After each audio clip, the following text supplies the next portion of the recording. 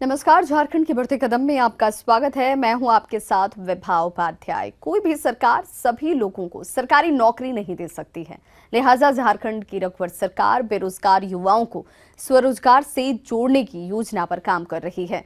साथ ही निजी कंपनियों को झारखंड में लाकर बेरोजगारी समाप्त करने का प्रयास भी किया जा रहा है। रोजगार मेले के माध्यम से ऑन स्पॉट युवाओं को नौकरी देने की कवायद शुरू की गई है। बेरोजगारी समाप्त करने के साथ ही सरकार निवेशकों को आकर्षित करने में भी जुटी हुई है और इसके लिए आगामी 16 और 17 फरवरी को ग्लोबल इन्वेस्टर समिट का आयोजन किया जा रहा है, जिसमें देश और विदेश के निवेशक शिरकत करेंगे।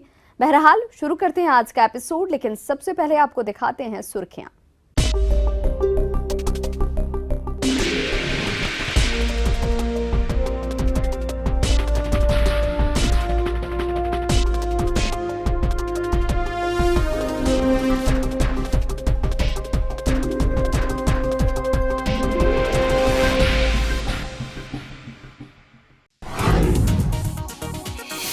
मुख्यमंत्री रघुवर दास ने उपराजधानी दुमका में गणतंत्र दिवस के मौके पर झंडोत्तोलन किया। इस दौरान उन्होंने कहा कि सरकार का प्रथम और अंतिम लक्ष्य है कि झारखंड को विकसित राज्य की श्रेणी में खड़ा किया जाए। इसके लिए कठोर परिश्रम की आवश्यकता है। राज्य से बेरोजगारी दूर करने के लिए सरकार वचनबद्ध है। सीएम ने कहा कि झारखंड की अर्थव्यवस्था को मजबूत करने के लिए प्रशिक्षित मानव संसाधन की जरूरत है। अगले 5 वर्षों में 20 लाख युवक युवतियों को प्रशिक्षित करने का लक्ष्य रखा गया है। इसके लिए सक्षम झारखंड कौशल विकास योजना की शुरुआत की गई है। मुख्यमंत्री रघुवर दास ने कहा कि कृषि का विकास सरकार की प्राथमिकता में शामिल है।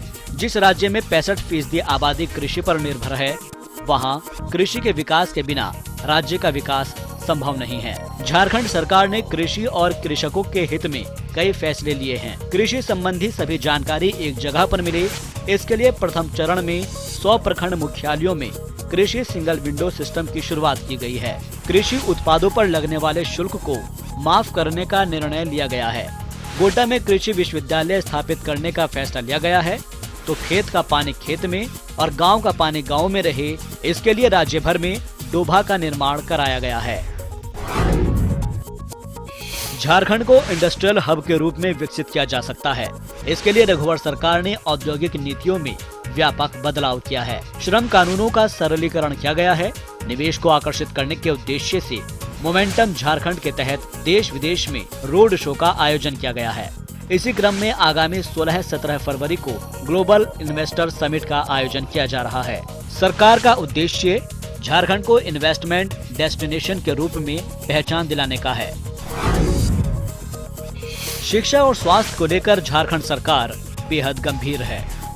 शिक्षा के विकास के लिए सरकारी स्कूलों में शिक्षकों के खाली पदों को भरा जा रहा है। माध्यमिक शिक्षा के स्तर में सुधार के लिए 280 माध्यमिक स्कूलों को +2 स्कूलों में उत्क्रमित किया गया है। स्कूलों में आधारभूत संरचना का विकास किया जा रहा है।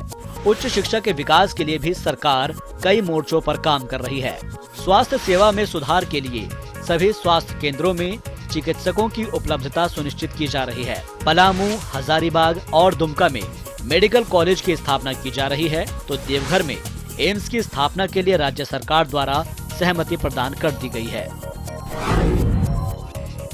मुख्यमंत्री रघुवर दास ने कहा कि राज्य में अनुसूचित जाति एवं अनुसूचित जनजाति की आबादी काफी ज्यादा है, लिहाजा इनके विकास के लिए अलग से कार्य योजना बनाने की आवश्यकता है। राज्य सरकार इन्हें विकास की मुख्य धारा से जोड़ने के लिए कृत संकल्पित है। आदिम जनजातियों के विकास के लिए राज्य स्तरीय और जिला स्तरीय पदों में न्यूनतम 2% पद आदिम जनजातियों को उपलब्ध कराने का निर्णय लिया गया है। राज्य सरकार ने आदिम जनजाति रिजर्व बटालियन के गठन का भी निर्णय लिया है। मुख्यमंत्री रघुवर दास ने कहा कि झारखंड के उद्यमी राज्य में निर्मित सामग्रियों और पारंपरिक हैंडीक्राफ्ट के साथ साल 2018 में दुबई में होने वाले विश्व स्तरीय मेला में भाग लेंगे। झारखंड में निर्मित सामग्रियों की मांग राष्ट्रीय एवं अंतर्राष्ट्रीय स्तर पर बढ़ने से झारखंड के लघु एवं कुटीर उद्योगों का विकास तेजी के साथ हो सकेगा। लघु एवं कुटीर विकास बोर्ड की बैठक में सीएम ने कहा कि झारखंड में लाह, तसर और वन उत्पाद पर आधारित लघु एवं कुटीर उद्योगों की काफी संभावनाएं हैं। मुख्यमंत्री रघुवर दास ने कहा कि सरकार टाना भगतों के विकास के लिए प्रतिबद्ध है। टाना भगतों के जीवन स्तर को ऊपर उठाने के लिए सरकार कोई कोर कसर नहीं छोड़ेगी। वार्षिक बजट में भी टाना भगत विकास प्राधिकार के गठन की घोषणा की गई है। गौरतलब है कि सरकार के इस निर्णय का टाना भक्तों ने स्वागत किया है और मुख्यमंत्री रघुवर दास को इसके लिए धन्यवाद भी दिया। दुमका दौरे के दौरान मुख्य सचिव राजबाला वर्मा ने कहा कि नक्सल प्रभावित क्षेत्रों का विकास सरकार की प्राथमिकता में शामिल है। शिक्षा, स्वास्थ्य, कुपोषण, सामाजिक सुरक्षा, कृषि, रोजगार, पेयजल और सड़क निर्माण पर विशेष जोर देकर विकास कार्यों को सुनिश्चित किया जाएगा। सीएस ने कहा कि पदाधिकारी न केवल गांवों का दौरा करें बल्कि रात भी बिताएं ताकि ग्रामीणों में विश्वास का भाव पैदा हो। उपायुक्त को निर्देश देते हुए मुख्य सचिव ने कहा कि नक्सल प्रभावित क्षेत्रों में कौशल विकास के लिए गांवों को चिन्हित करें और युवाओं को प्रशिक्षित करें।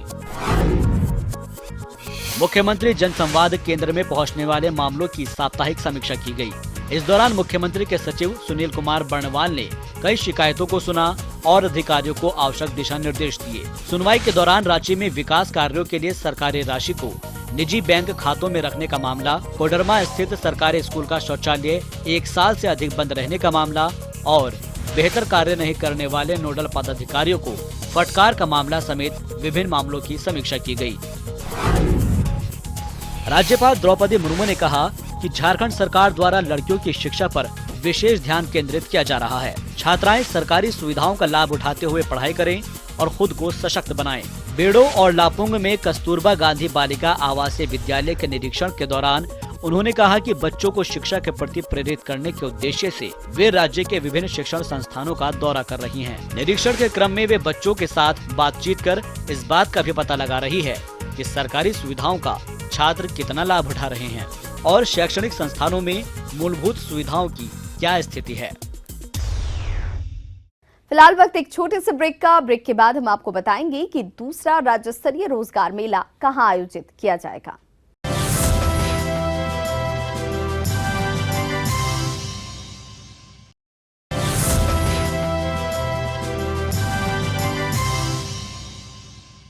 केवल सरकारी नौकरी के माध्यम से बेरोजगारी दूर नहीं की जा सकती है, लिहाजा स्वरोजगार और निजी कंपनियों को राज्य में लाकर अधिक से अधिक लोगों को रोजगार के साथ जोड़ा जा सकता है। झारखंड सरकार ने मार्च 2017 तक 45,000 लोगों को सरकारी नौकरी देने की योजना बनाई है।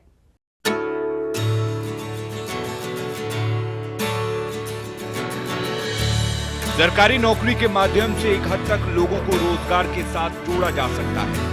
लिहाजा रघुवर सरकार युवाओं को स्किल्ड बनाकर उन्हें स्वरोजगार के साथ जोड़ना चाहती है। साथ ही निजी कंपनियों को झारखंड में लाकर युवाओं को रोजगार मुहैया कराने की योजना है। राज्य स्तरीय दत्तोपंत ठेंगड़ी मेला में मुख्यमंत्री रघुवर दास ने कहा कि केवल सरकारी नौकरी के माध्यम से बेरोजगारी समाप्त नहीं की जा सकती है। युवाओं को हुनरमंद बनाकर उन्हें रोजगार से जोड़ा जा सकता है। सीएम ने अपनी शुरुआती दिनों की चर्चा करते हुए कहा कि उन्होंने खुद टाटा स्टील में काम कर परिवार का भरण पोषण किया। मैं जमशेदपुर एक मजदूर परिवार से आता हूं और मैंने पहले कहा कि श्रम के प्रति मेरी श्रद्धा, मैंने बेकारी बेरोजगारी क्या होती है मैं अच्छी तरह जानता हूं। मेरा एक जीवन का संकल्प है इस राज्य से जो गरीबी है, जो बेरोजगारी है, उसको नष्टभूत करना। और इस नष्टभूत करने में मैं झारखंड के युवा शक्ति को आह्वान करता हूं, कभी भी हिम्मत से मत हारना। यानी हम खुद के अंदर आत्मविश्वास पैदा करना कि ये मैं काम कर सकता हूं। और जब ये आपके अंदर ये आत्मविश्वास पैदा हो तो ये सीख हर जो नौजवान जिनको नियुक्ति मिली है, जिनको नई नियुक्ति मिली, वो आज से इस संकल्प ले कि जो मन के अंदर आपका ये काम में हम फिट नहीं हो सकते, काम में हम अनफिट हो सकते हैं, ये डर को आपको निकाल, ये काम हमसे हो सकता है। ये काम हम कर सकते हैं। रांची में आयोजित रोजगार मेले में मुख्यमंत्री रघुवर दास ने कहा कि युवाओं को रोजगार मिले, इसके लिए झारखंड में जल्द ही टेक्सटाइल मिल लगाई जाएगी। साथ ही उद्योगों को बढ़ावा दिया जाएगा। राज्य के पिछड़े क्षेत्रों के युवाओं को अधिक से अधिक रोजगार मिले, इसके लिए संथाल परगना में दूसरा राज्य स्तरीय रोजगार मेला लगाया जाएगा। सीएम ने कहा कि किसी भी काम की सफलता के लिए मेहनत और लगन की जरूरत होती है। युवा पूरी लगन और मेहनत के साथ राज्य और राष्ट्र के निर्माण में सहयोग करें। सीएम ने कहा कि समय के साथ हमें भी बदलना होगा। आज का युग आईटी का है, लिहाजा हमें अपने आप को अपग्रेड करना होगा। स्टार्टअप के तहत झारखंड सरकार ने बजट का प्रावधान किया है। इसलिए मेरा आप सभी युवा शक्ति को आह्वान है, इस बदलते युग में हमें भी बदलना होगा।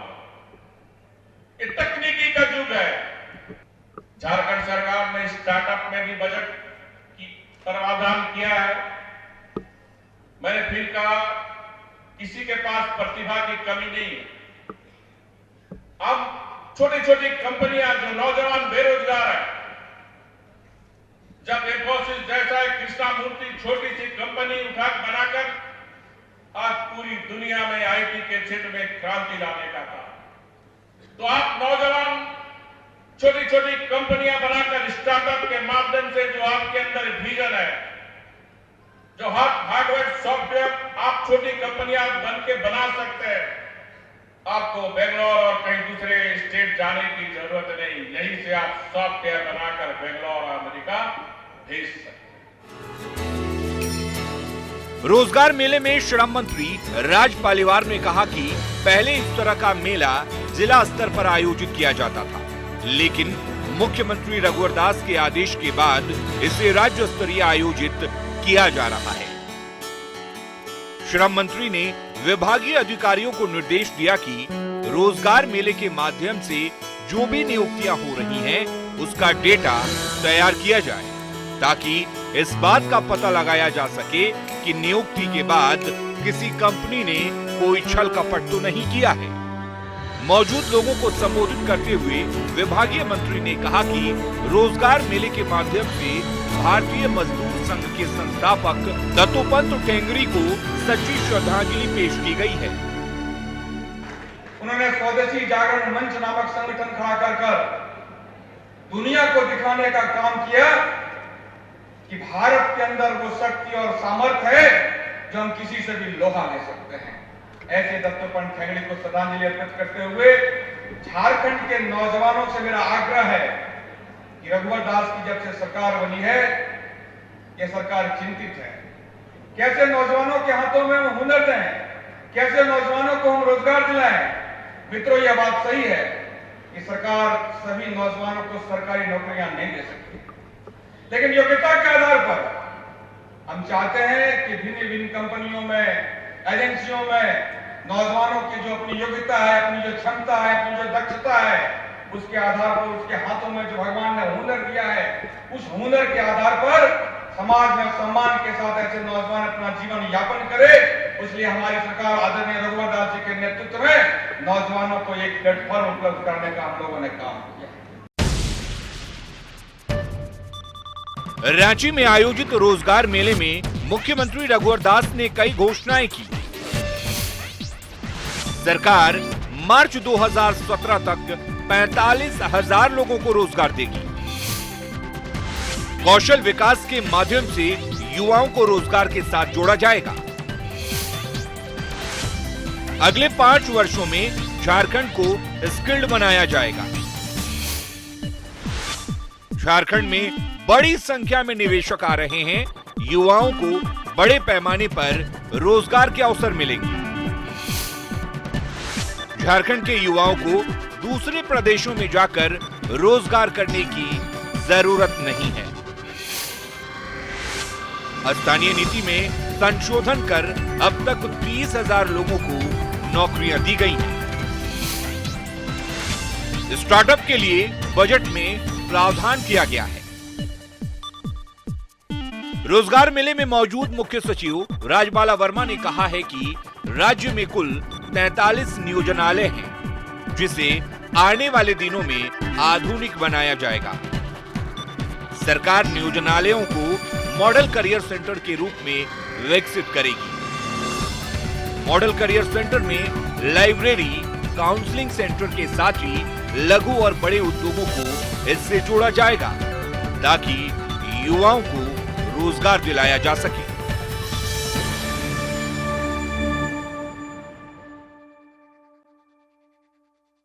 फिलहाल वक्त एक और छोटे से ब्रेक का। ब्रेक के बाद हम आपको बताएंगे कि ग्लोबल इन्वेस्टर समिट में कितने देशों के निवेशक शिरकत करेंगे।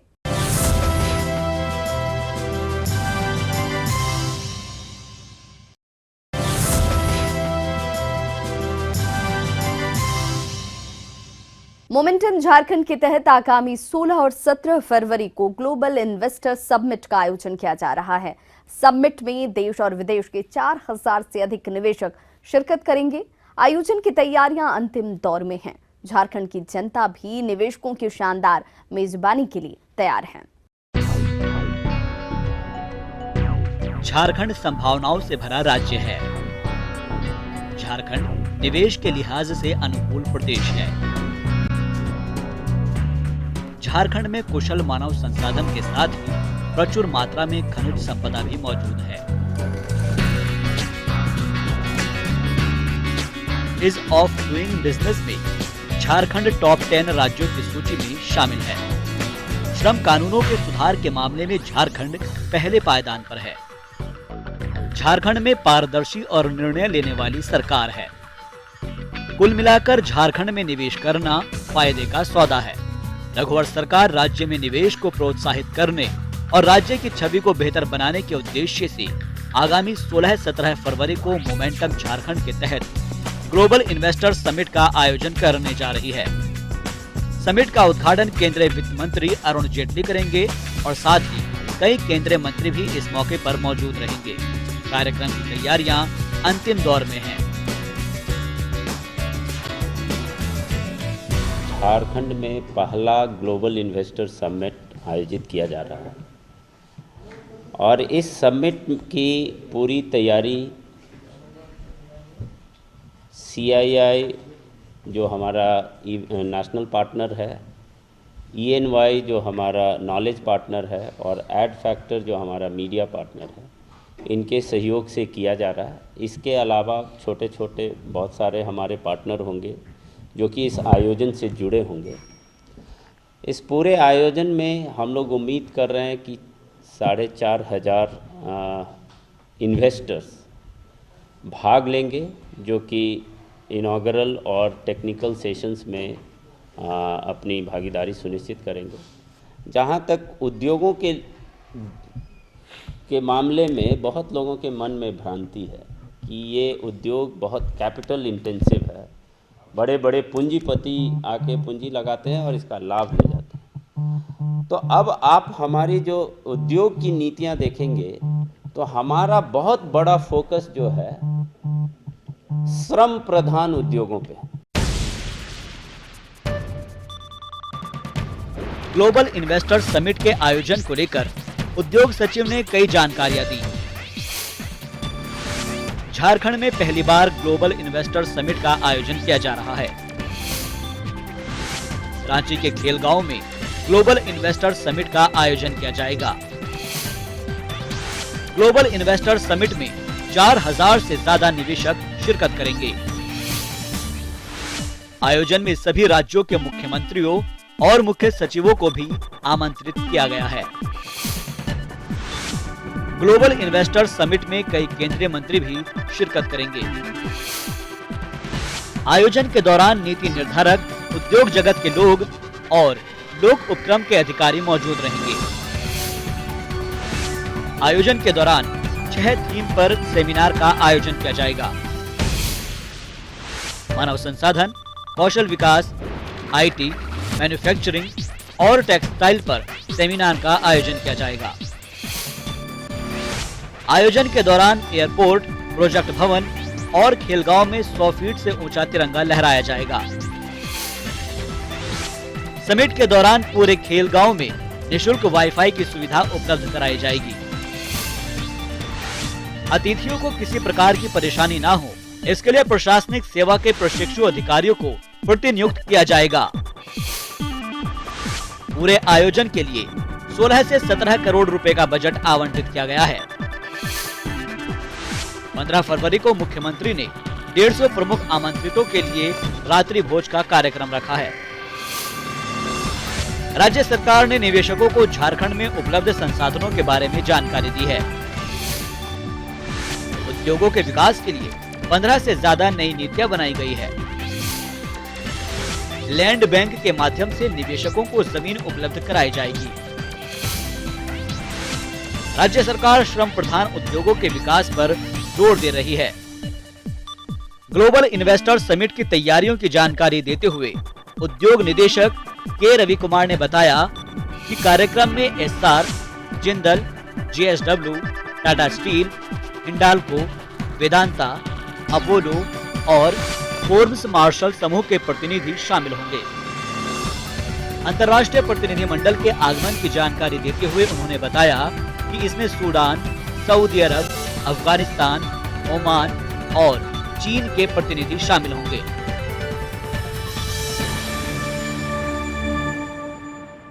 तो आज के इस एपिसोड में बस इतना ही। अगले अंक में आपसे फिर से होगी मुलाकात। तब तक ले मुझे और मेरी पूरी टीम को दीजिए इजाजत। नमस्कार।